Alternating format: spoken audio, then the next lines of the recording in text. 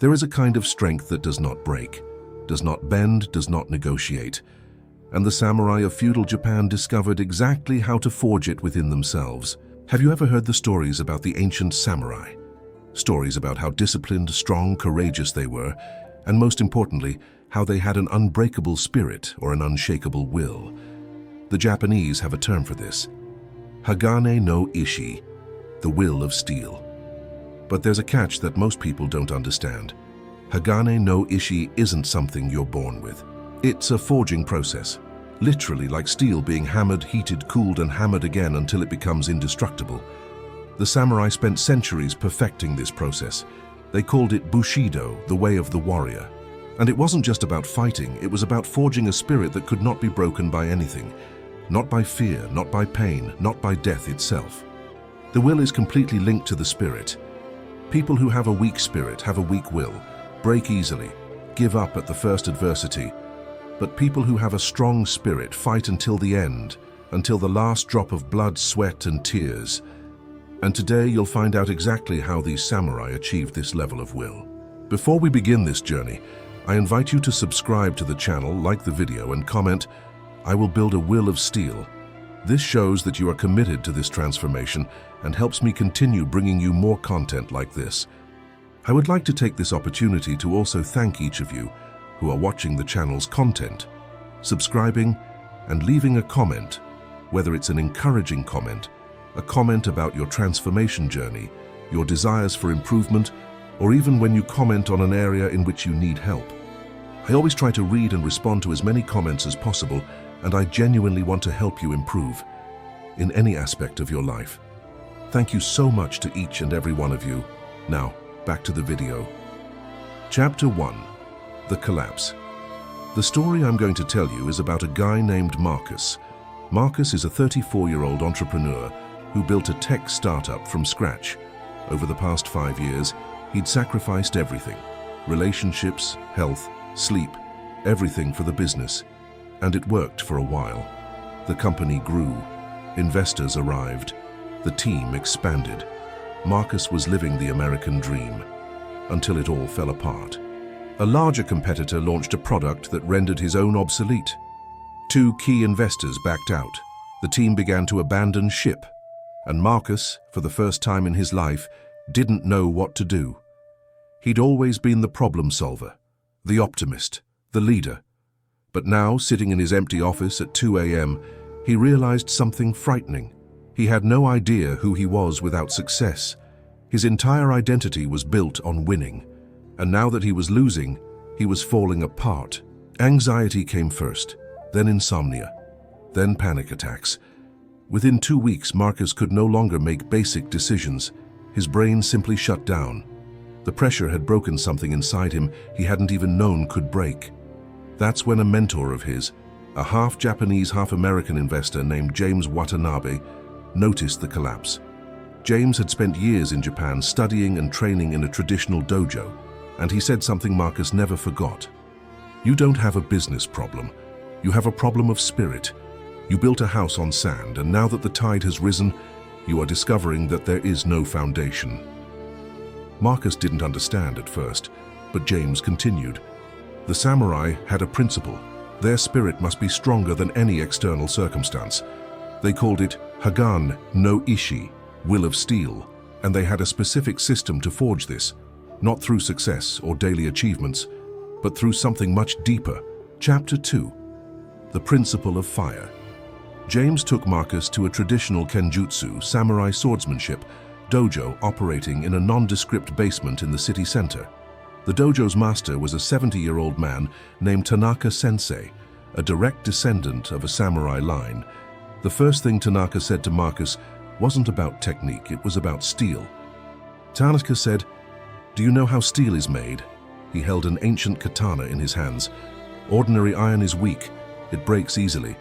But when you heat iron to 1,500 degrees, add carbon, hammer it repeatedly, quench it in water, and repeat this process over and over, you create something completely different.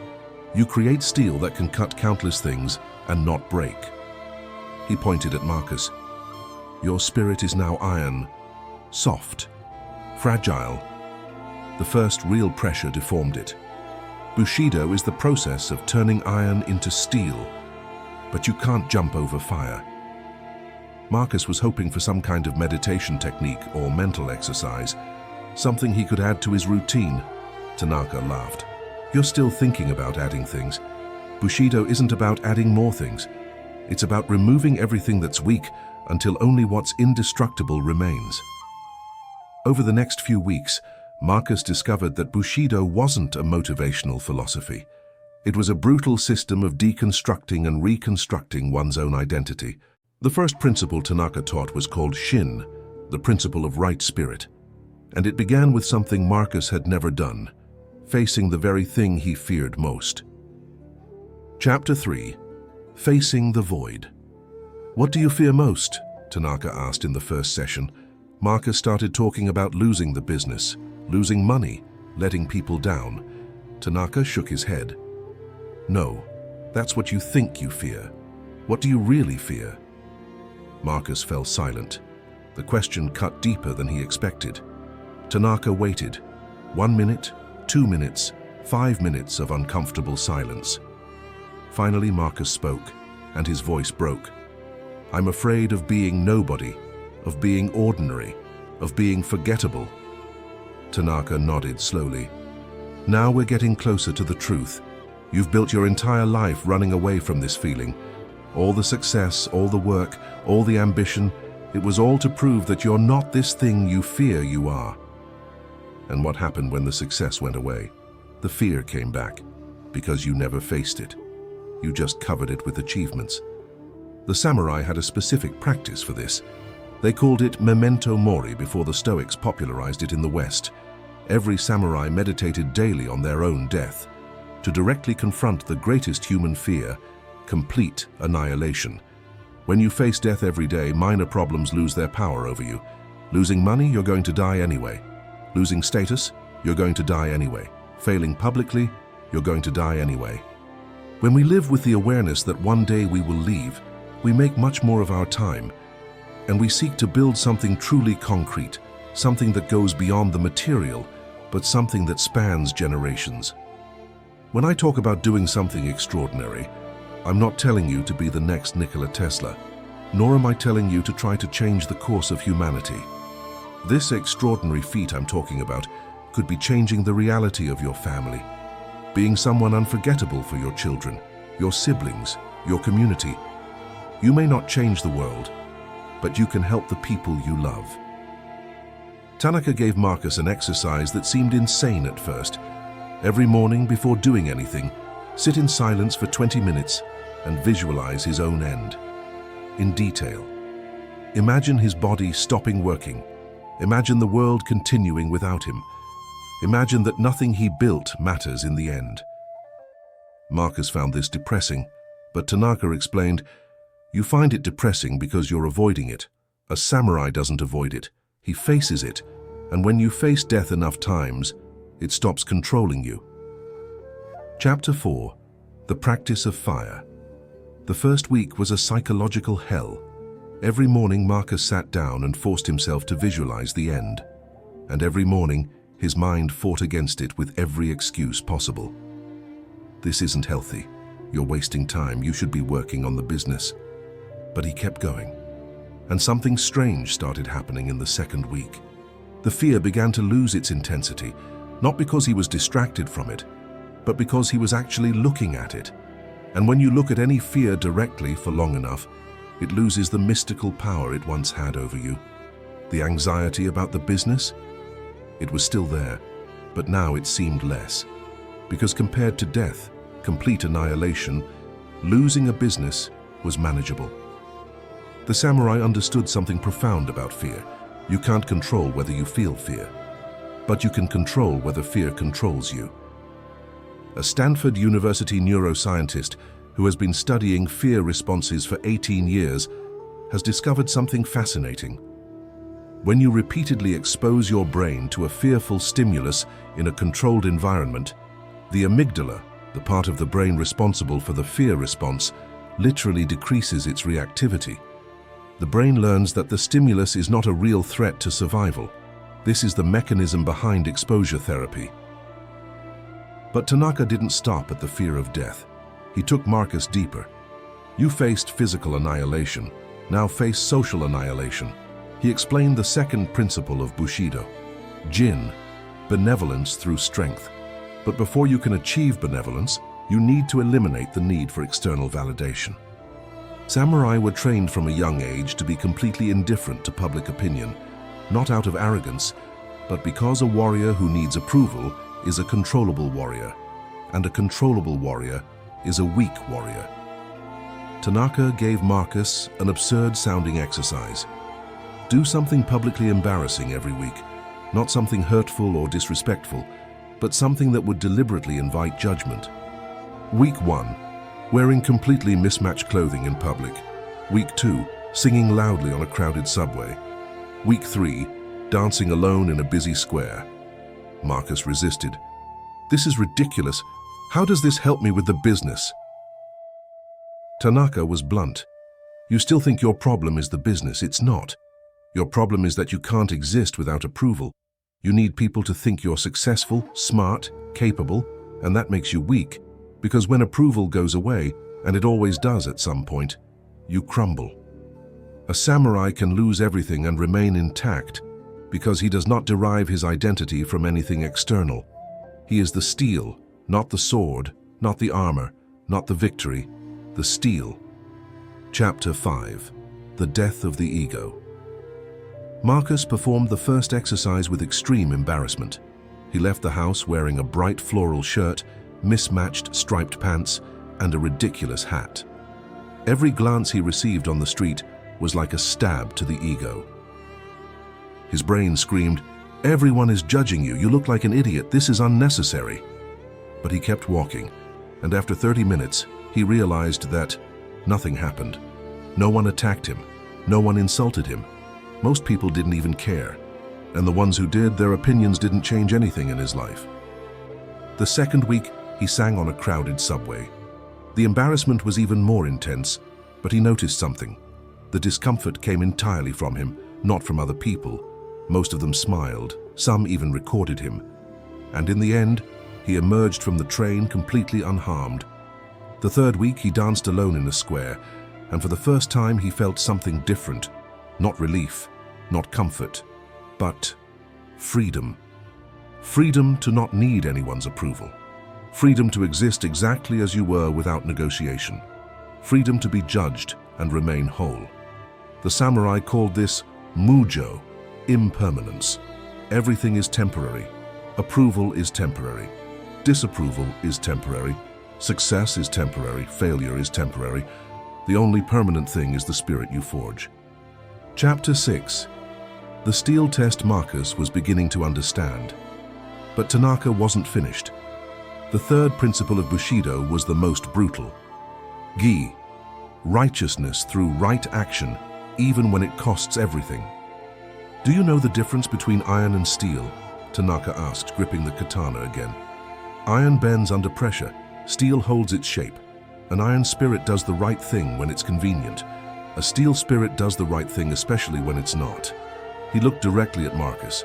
You have to make a decision about your business, and I know you've been avoiding it. Marcus swallowed hard. Tanaka was right.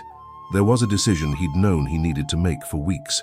Fire his co-founder, who was also his best friend since college. His friend wasn't performing. He was unmotivated. He was dragging the company down. But Marcus had avoided the conversation because, well, he was his best friend. How do you tell someone who built everything with you that they're no longer part of the project? You're putting emotional comfort above righteousness, Tanaka said. That's iron. Iron dents when pressed. You're crushing your integrity to avoid discomfort. Steel doesn't negotiate. Steel does what needs to be done, regardless of the personal cost. And until you learn to do that, you'll continue to crack under pressure. The samurai had a concept called giri, duty above feeling.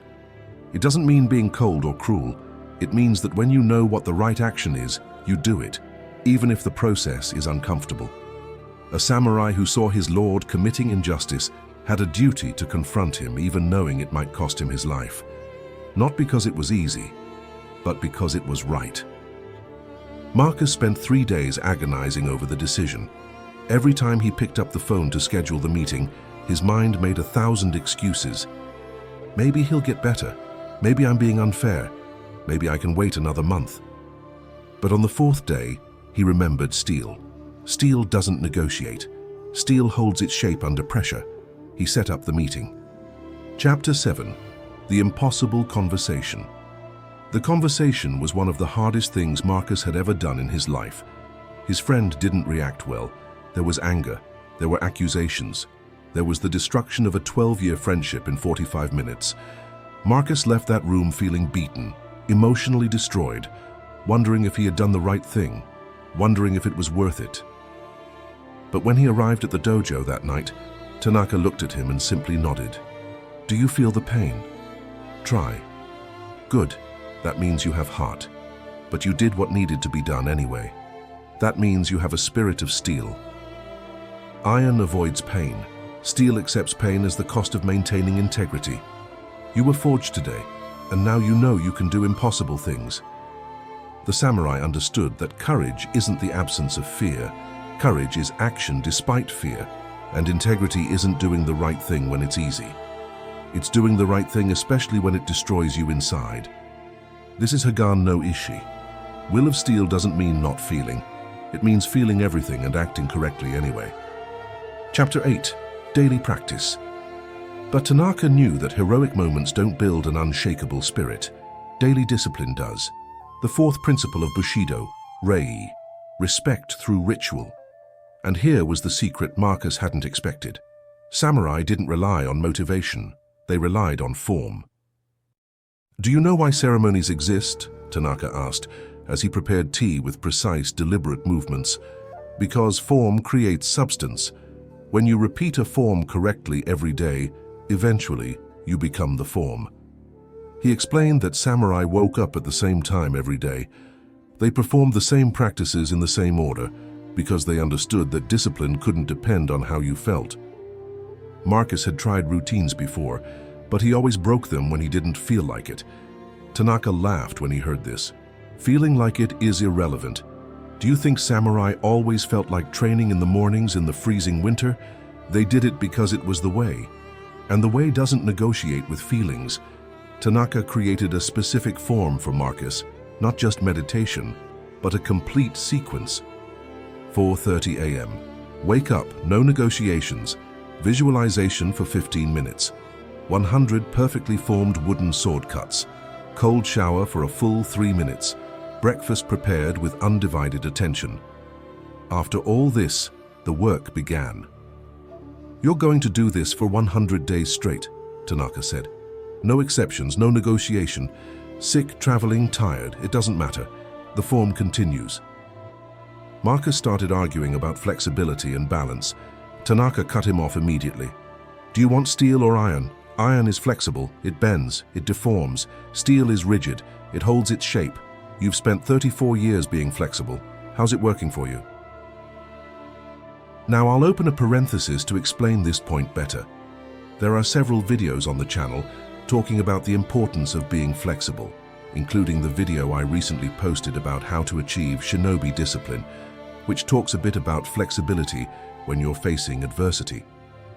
When I talk here about not being flexible, I'm referring to those people who are always making up an excuse to procrastinate, always looking for the perfect routine, the best time to train, the perfect workout, the perfect study techniques. There are people who negotiate so much with themselves that they never get anywhere, but live stuck in an endless cycle. Let me tell you a secret. There is no perfect moment for anything, there is only now. While we live waiting for the perfect moment, someone else is focused on executing, giving the best possible in the conditions they have. This is having a will of steel. It is waking up and saying, "I will make it happen no matter how many obstacles I face." This was exactly the feeling that Master Tanaka was trying to convey to Marcus. By the first week was a psychological war.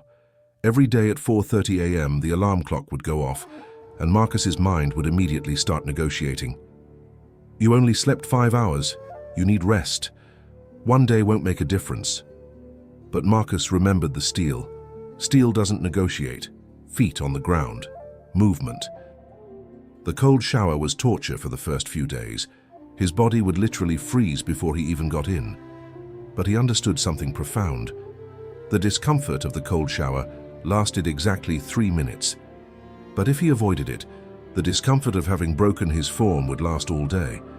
On day 7, something small but significant happened. He woke up 2 minutes before his alarm. His body was beginning to adapt. On the 14th, the sword slashes that had seemed endless the first week now flowed naturally. The body had memorized the form.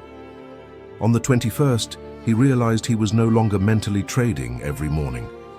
He simply woke up and did it. The process was becoming automatic. A behavioral researcher at the University of Oxford, who's been studying habit formation for 15 years, explains, "Discipline isn't a finite resource that you expend. It's a muscle you strengthen through repeated use. When you remove trading from a stock through automation, you free up massive mental energy for other areas of life." The samurai understood this intuitively centuries before modern science confirmed it. Chapter 9. The Collapse of the System. But on day 32, everything fell apart. Marcus caught a severe case of the flu, a fever of 39 degrees Celsius. His body was completely exhausted. He woke up at 4:30 a.m., and for the first time, he physically couldn't get out of bed without feeling like he was going to faint. His mind immediately jumped to, "Finally, a legitimate reason to stop. You're sick. No one would expect you to do the practice today. Rest." But then he remembered something Tanaka had said. The real test of steel doesn't come when everything is working. It comes when the system collapses. Anyone can be disciplined when it's easy. Steel is disciplined when it's impossible. Marcus didn't do the 100 sword cuts, physically impossible. But he did do 10 cuts while sitting on the bed. He didn't take the 3-minute cold shower, but he did wash his face with cold water. He didn't meditate for 15 minutes, but he did do 3 minutes. The form had been adapted but not abandoned, and that made all the difference. Because the danger isn't having to adapt. The danger is using adaptation as an excuse to stop altogether. Once you create a gap, your brain learns that gaps are allowed, and gaps become the norm. The samurai had a simple rule: practice never stops. It can be modified but never eliminated, because the moment you allow a complete exception, you're no longer practicing Bushido, you're practicing expediency.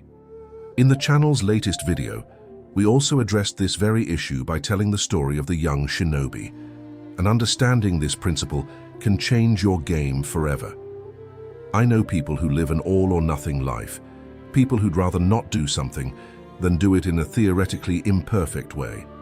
But understand this: perfection doesn't exist. While you waste time trying to be perfect, someone appears who is sometimes less intelligent, but is good at one thing: executing. So write down this principle and apply it to your life. One will always be greater than 0. On the day you can't study for 2 hours, study for 1 hour, but never 0.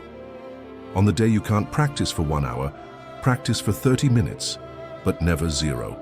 This applies to everything in life. Chapter 10. The Inner Storm. On day 50, Marcus faced a different test. His business began to show signs of recovery. A new investor appeared. The remaining team was performing better. Things were looking up. And immediately his mind began to whisper, "You don't need this extreme discipline anymore. You've already proven your point. You can relax now." This is what Tanaka called the poison of success, more dangerous than failure because it is more seductive. Failure is obvious, Tanaka explained. You know you need to change, but success fools you. It makes you think you can go back to your old habits because now you deserve to relax.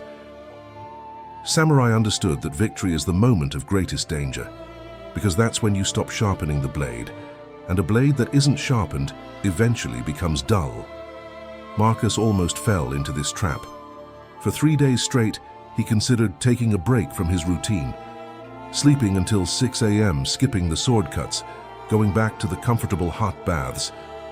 But he remembered why he had started. It wasn't about saving the business.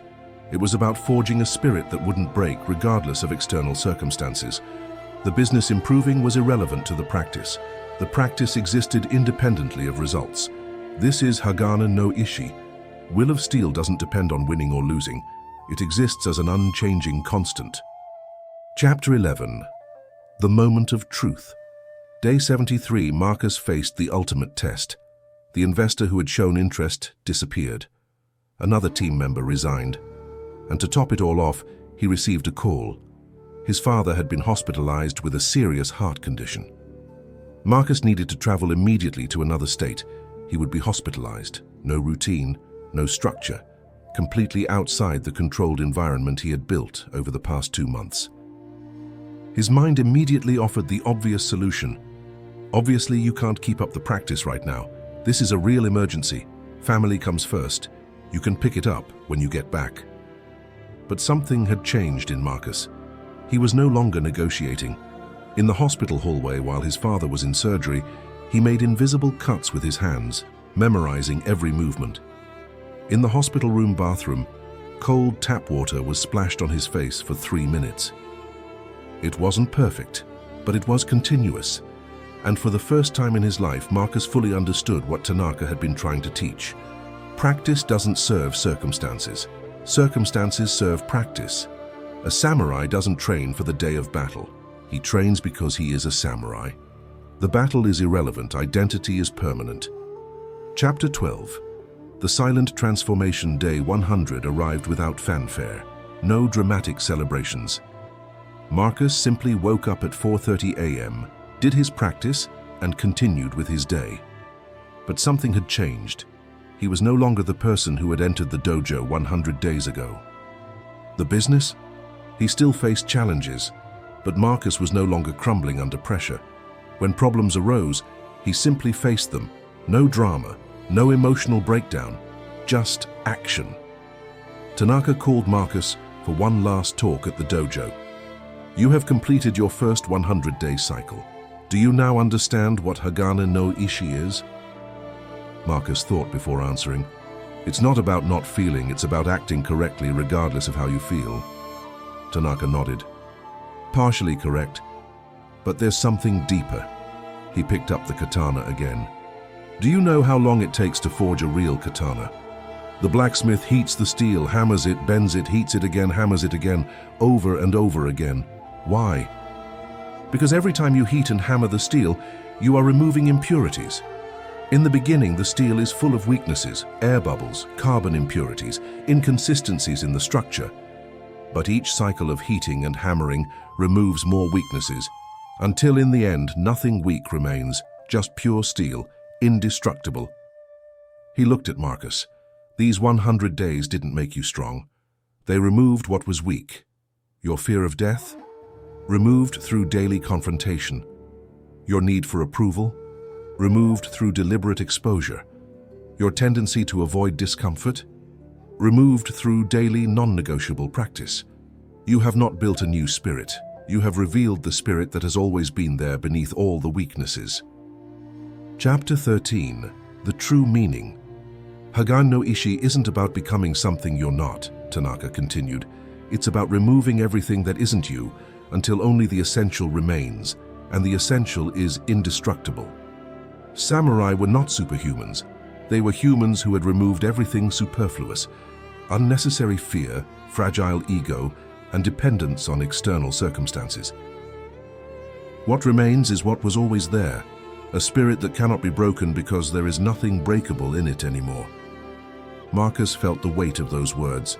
He had spent his entire life trying to become more successful, more recognized, stronger. But Bushido wasn't about addition. It was about subtraction. It wasn't about becoming more. It was about becoming less weak, less fragile, less dependent. So what do I do now? Marcus asked. Tanaka smiled. Now, you keep going. Because Hagana no Ishi isn't a destination. It's a perpetual process. You never finish removing weaknesses. There are always more layers. There's always more work. But the difference is that now you know you can. You've proven to yourself for 100 days that you can face anything and keep going. That certainty changes everything. A clinical psychologist at Yale University, who has been studying resilience for 20 years, discovered something fascinating. True confidence doesn't come from positive affirmations or visualizing success. It comes from empirical evidence that you can handle adversity. Every time you face something difficult and survive, your brain registers, "I can handle this." Repeated enough times, this becomes an unshakable core belief.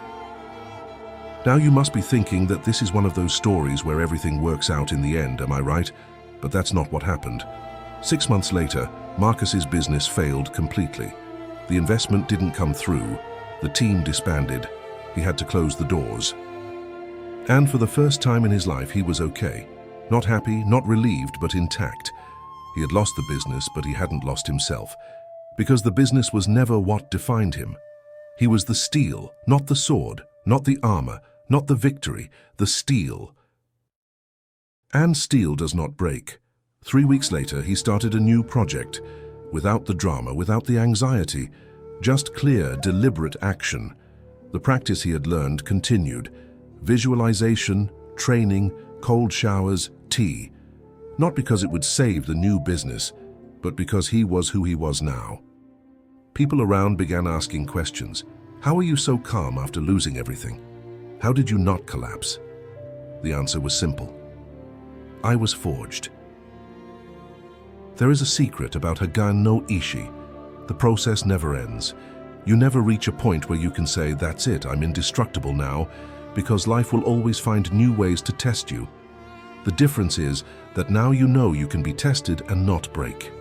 And that certainty changes absolutely everything about how you move through the world. People start to sense this in you. It's not arrogance, it's something deeper. It's the presence of someone who can't be shaken because they've been through the fire enough times to know they can survive any temperature. It doesn't mean you don't feel emotion. It means emotion no longer controls you. And when you achieve that, you become the kind of person that others look at and think, "How does this person not break?" The answer: it's already broken 1,000 times in the process of becoming unbreakable. So the question remains, do you want to be forged? Because Hagane no Ishi isn't for those who want quick results. It's not for those who want a comfortable 5-minute technique that will magically transform their life. It's for those who understand that real transformation requires destruction. Destruction of every weak part. Destruction of every comfortable excuse. Destruction of every mental negotiation that keeps you small. The process is brutal. It will require you to wake up when every bone in your body wants to sleep. It will require you to face fears you've spent your entire life avoiding. It will require you to do the right thing, even when it's not convenient. But in the end, you won't be the same person. You'll be steel, and steel doesn't break. The samurai spent centuries perfecting this process because they understood something fundamental. In a world of chaos, uncertainty, and inevitable suffering, the only thing you can truly control is the strength of your own spirit. You can't control whether your business will fail, whether people will disappoint you, whether life will knock you down. But you can control whether you'll get back up, and whether you'll keep going. This is Bushido. This is Hagane no Ishi. This is what it means to have a will of steel and an unbreakable spirit. If this video helped you in any way, I invite you to subscribe to the channel and activate the bell so you don't miss the next content. Remember, you don't need more motivation, you need fewer weaknesses, and the only way to eliminate weaknesses is by going through the fire. If you've watched this far, you've already taken the first step. Most people don't even get that far. But getting there is the easy part. The hard part is applying these teachings to your life. Start small, but never stop. Thank you very much for your attention. Until the next video.